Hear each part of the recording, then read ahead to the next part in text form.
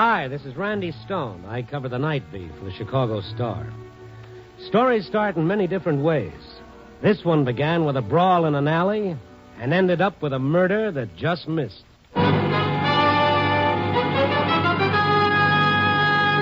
Nightbeat, starring Frank Lovejoy as Randy Stone.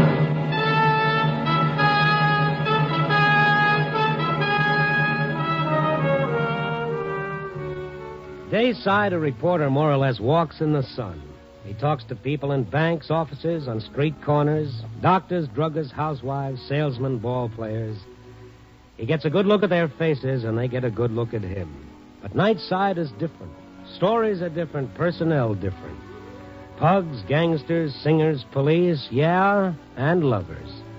And nobody hardly ever gets a real good look at anybody's face. Maybe it's better that way. Sometimes you see things in eyes that you don't want to see, and feel things in looks that you don't want to feel. But I'm an after-hours boy, and that's what makes my copy. Like last Tuesday night, I was strolling down Rush Street, wondering if I'd be able to find a story somewhere in one of those sleazy gambling houses or bars or clip joints. I found one, not in any one of those places, but in an alley in the shadow of a cheap two-story apartment house. Take your hands off me. There were two men struggling. One was giving the other the full treatment. I figured two rummies having it out over the last drink in the bottle or a tap on the head robbery. Hey, what's going on there? When they saw me coming, the tall one ran off in the opposite direction. I went over to help the other one slump down in the alley. All right, now take it easy, old-timer. You're all right. Thank you, sir.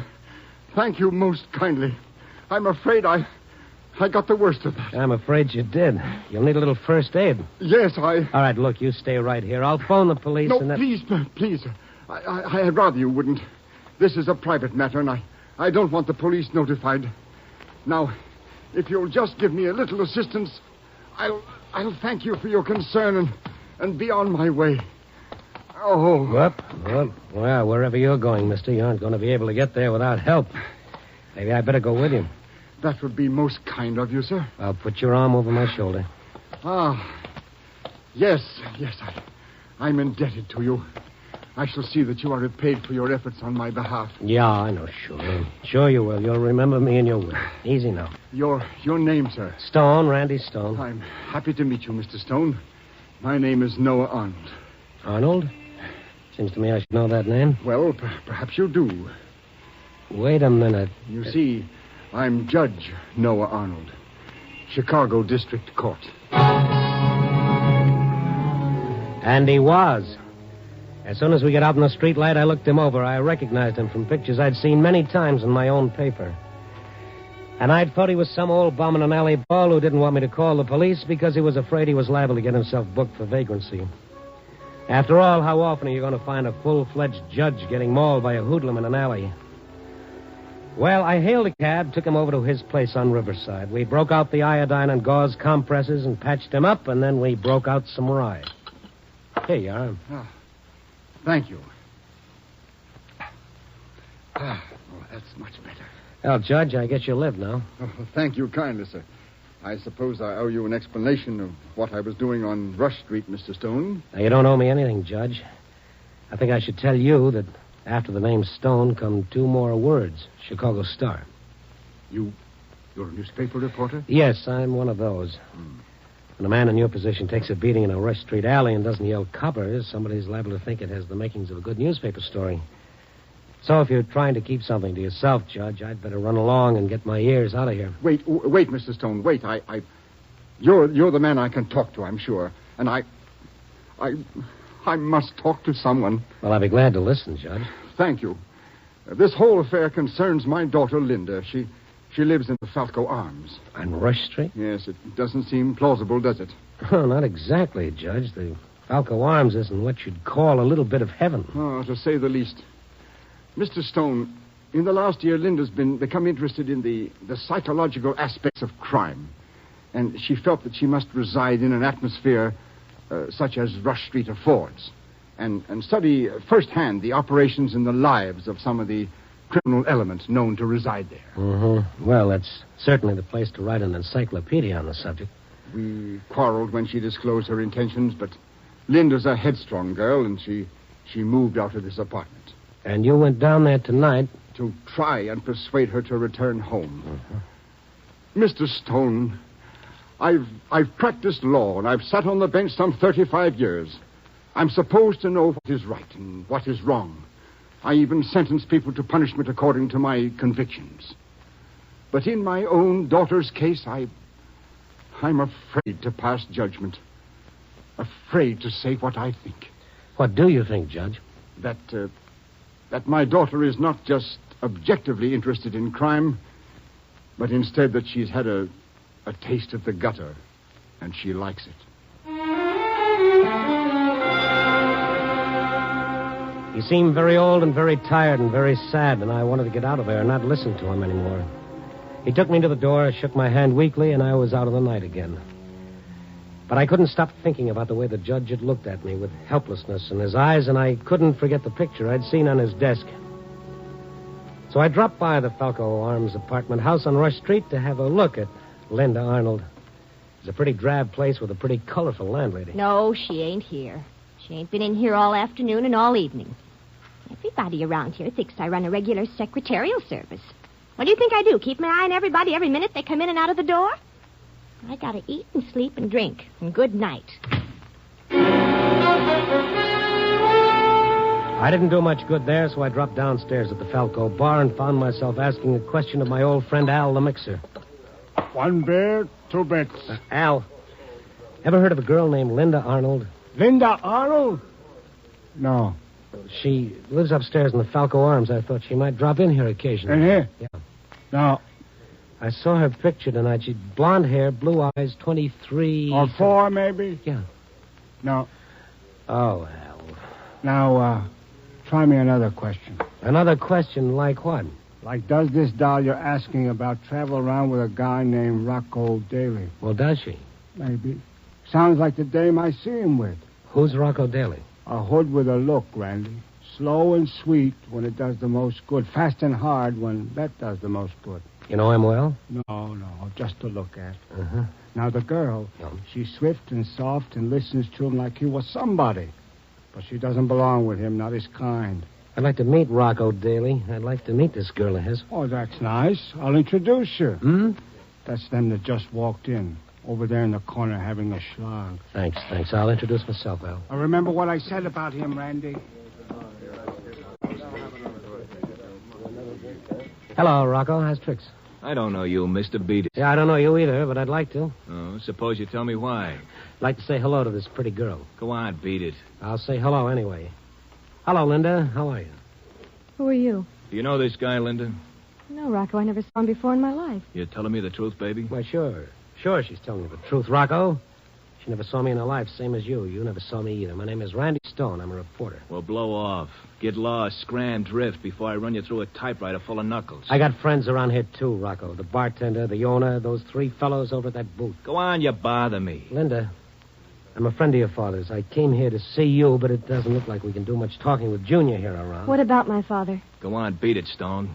You see, we really can't do much talking with him around. We really should talk, but, well, I'll see you. It worked. She started to get up and follow me, but he pulled her back in the booth with him. I stepped outside and waited. A couple of minutes later, she came out alone. Mr. Stone, I only have a minute. Please tell me why you've been looking for me. As I said, Linda, I'm a friend of the judge. My father. Uh-huh. Mr. Stone, tell him I'm not in any difficulty. Tell him I know exactly what I'm doing and that I think it'll be invaluable when I'm practicing law. You sure you aren't going a little too far? Did my father pose that question? No, I did. He doesn't even know, Rocco. Your father was beaten up in an alley tonight when he came down looking for you. Oh, no. Oh, yes. Was he hurt badly? Well, not too much. Lucky for him, I came along in time. The brave man beating him up ran when I yelled at him. The criminal element, you know. He shouldn't have come down here. He doesn't know about these things. And you do, huh? Look, don't you think you ought to go home right now, sort of straighten it all out? Yes, and I will, Mr. Stone. But I can't. Not now, not tonight. Why? I've got something terribly important to do. I simply can't tonight, but first thing in the morning. Well, then, thanks for that much. Oh, Linda. Yes? Be careful of Rocco. I've seen his kind. Don't worry, Mr. Stone. I can take care of myself.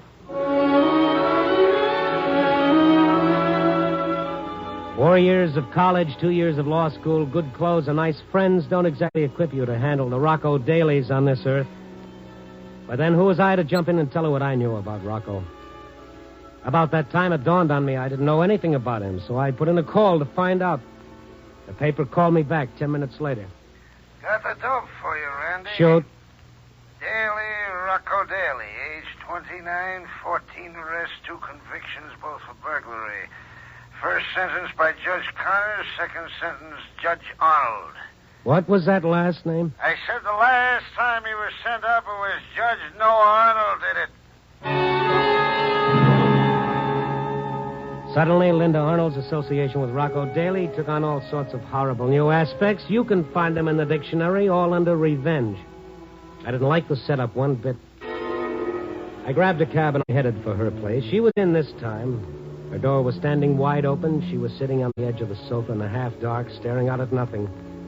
There was a little ring of white around her lips. A nickel-plated .38 was sitting in her lap. Oh, Mr. Stone. I came here to wait just as Rocco told me. Yeah, that's right, Linda. Where'd you get the gun?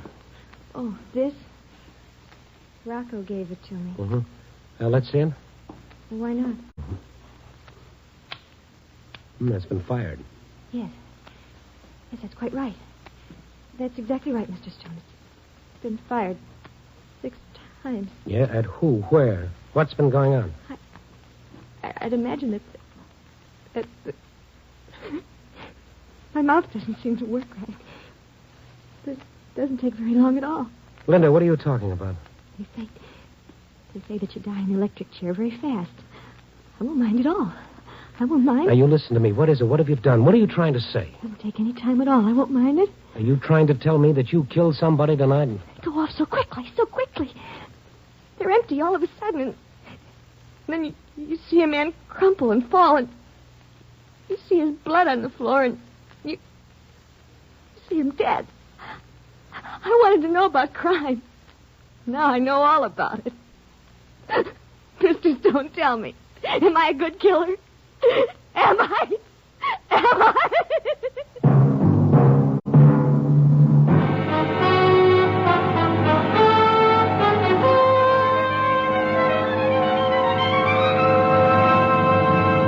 NBC is bringing you Nightbeat, starring Frank Lovejoy as Randy Stone.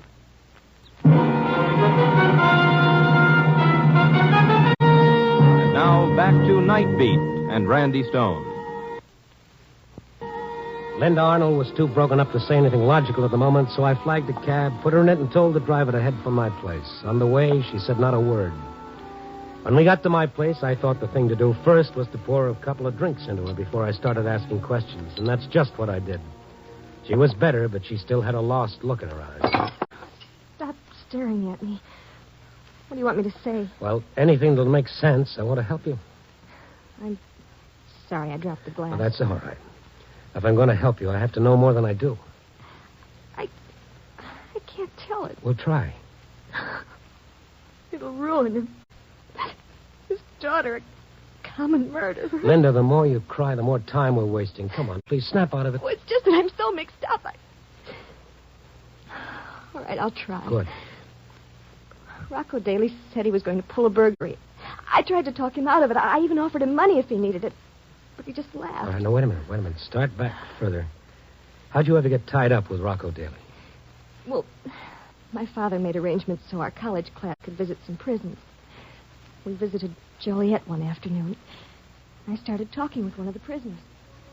It was Rocco Daly.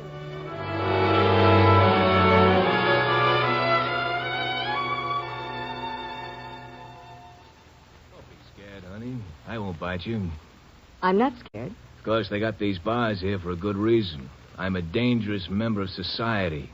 I might kill and steal and burn and do all kinds of nasty things if they let me as much as put one leg outside on the streets.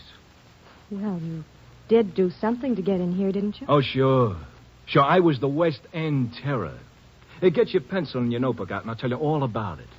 Let's see now.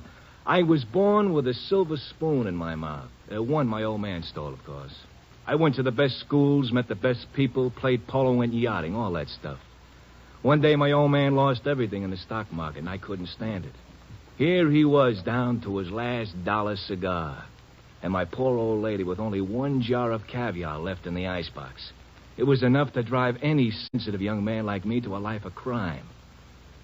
Now get out of here, you society thrill-seeker, and leave me alone before I pull these bars apart and teach you something.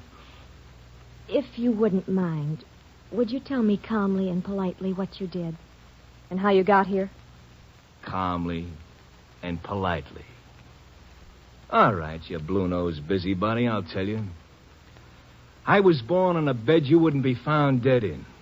I grew up without enough to eat or enough soap to wash with, so I learned to take little things I needed here and there wherever I could find them. And the bigger I got, the bigger things I took. And one day they caught me. But I didn't care because I had 22 good years when they didn't catch me. Now put that in your notebook. I'm sorry. Sorry?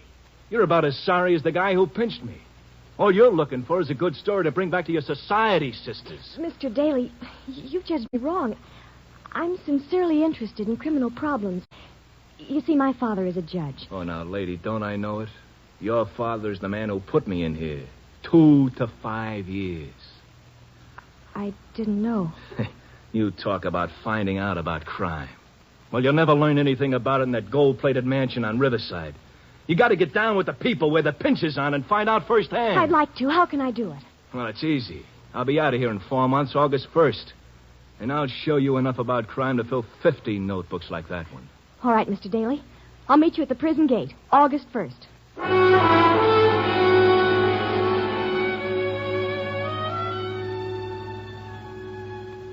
And you actually met him? Yes. He said I had to live his kind of life to really know what I was trying to find out. Fine. So you end up in a murder. I know. I knew it was the wrong thing to do. I didn't belong there. I wish I were dead. No. Don't start that again. Now, you've got to tell me about tonight, exactly what happened, and try to remember everything.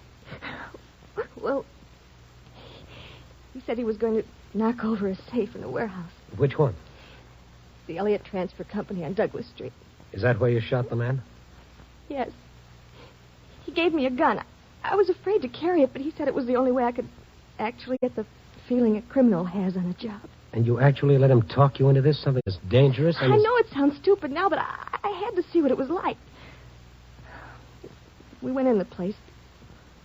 The watchman showed up at the wrong time. Pulled a gun and jumped on Rocco. Rocco lost his gun and yelled, "Shoot, shoot, Lyndon." Before I knew what I was doing, I did shoot. The watchman screamed and fell. There was blood. Steady, now take it easy, Linda. Rocco examined him. The watchman was dead. What you need is a sedative. I didn't have any sleeping tablets, but in the Stone household, hot lemonade laced with a little rye always did the trick. So I watched her until it took effect.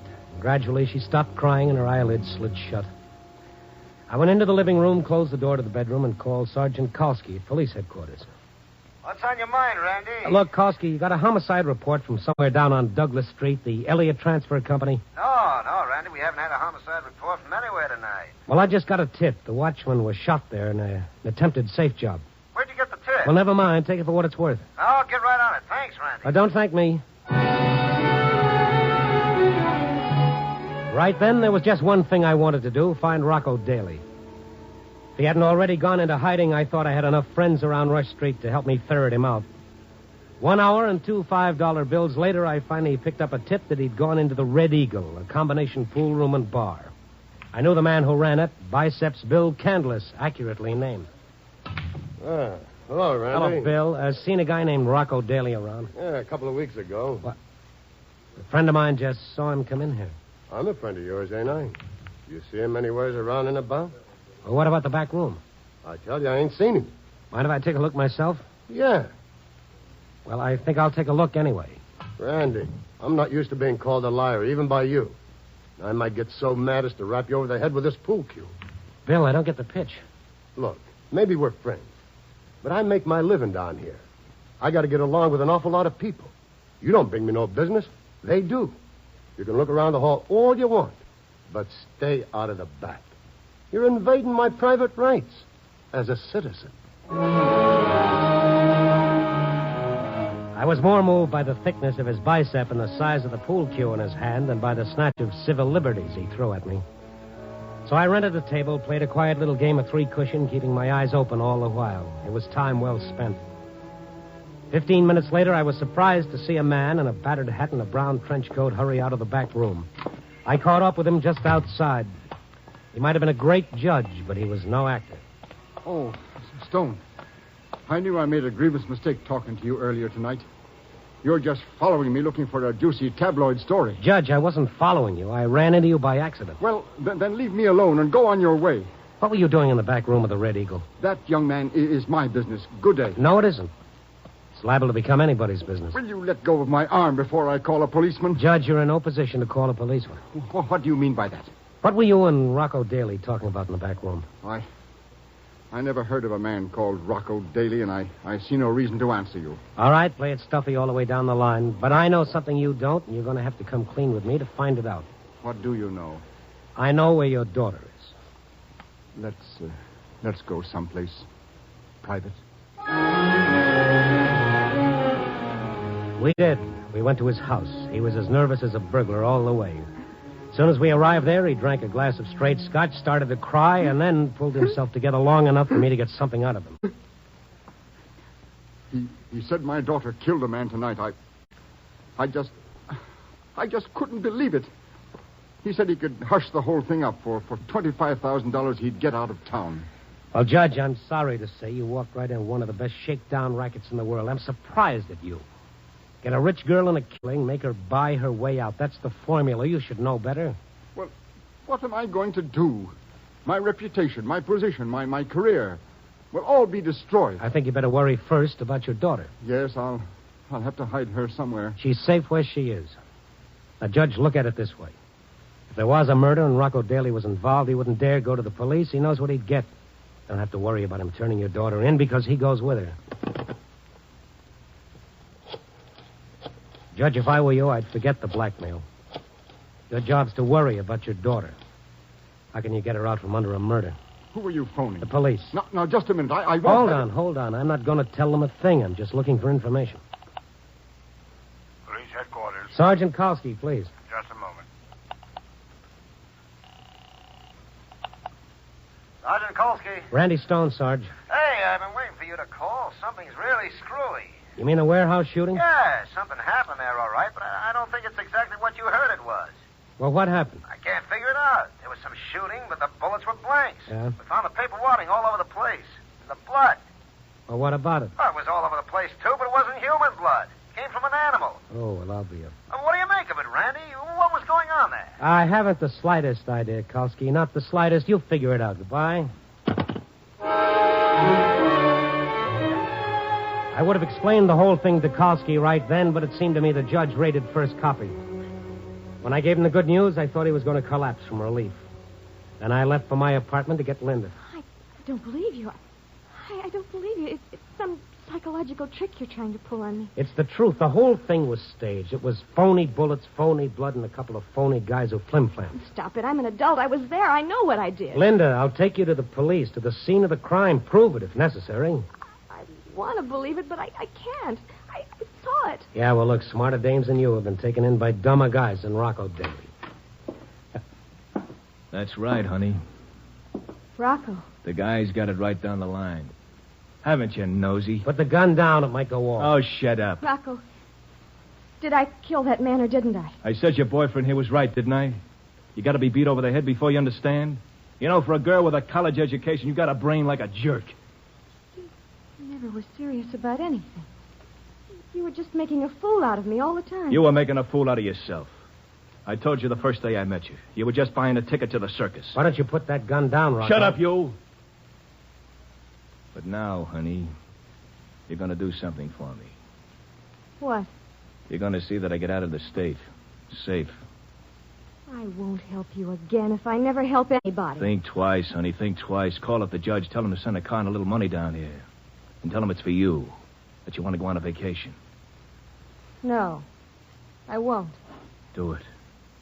Do it, or so help me, I'll pull a bullet right through you. Let me tell you something, Rocco Daly. I learned a lot down here with you and your kind. Guns, brass knuckles, blackjacks. You never use them unless the advantage is 3-1 in your favor. Deep down inside of you, you're afraid, insecure. You can't look an honest person in the face. I believe you call it yellow. Are you listening, Rocco? Now, stay away from me. Stay away from me, both of you. Or so help me, I'll shoot. You wouldn't shoot anybody. Now, give me that gun. Now, get back. Get back, you crazy dame. Get back. Give it to me. You're asking for it? Watch it, Linda. I'll show you what honest courage looks like. Now, don't make me do it. Don't! Give it to me. Get your hands up. I saw his trigger finger tightening, and then I jumped. I knocked his arm down, and the bullet plowed into the floor. Then I grabbed his wrist. He shot twice more, but they only hit the walls. I was too busy to notice what Linda Arnold was doing until Rocco Daly suddenly slumped in my arms and fell to the floor. She was standing over him with a Coke bottle in one hand. Do you think I killed him? No. He's just out for the count. I'll call the police. No. Let me do it. Since I started, I guess it's up to me to end it. Well, that about does it. It's all your show, baby. Yes, Randy. I think the lesson's over. I've learned all I want to know about crime.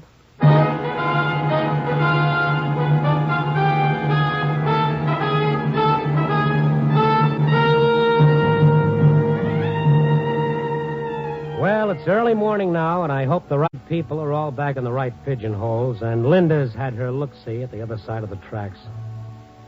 You know, I hold no brief against looking in on your neighbor once in a while to see what he's doing. How can I? I make my living that way. But there's a right way to do it and a wrong way. The right way, you make a friend. The wrong way, you get punched in the nose. So, if you decide to poke into somebody else's life, make sure you know what you're after.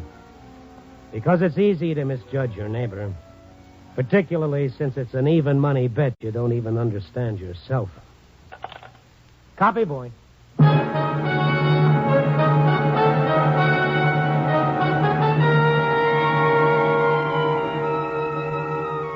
Nightbeat, starring Frank Lovejoy, is produced and directed by Warren Lewis. Tonight's story was written by E. Jack Newman and John Michael Hayes, with music by Frank Worth. The part of Noah Arnold was played by Herb Rawlinson.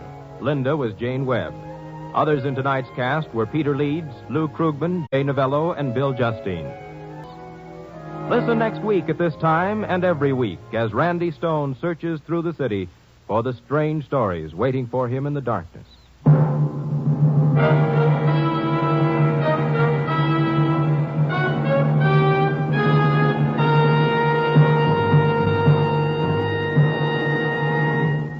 Nightbeat came to you from Hollywood.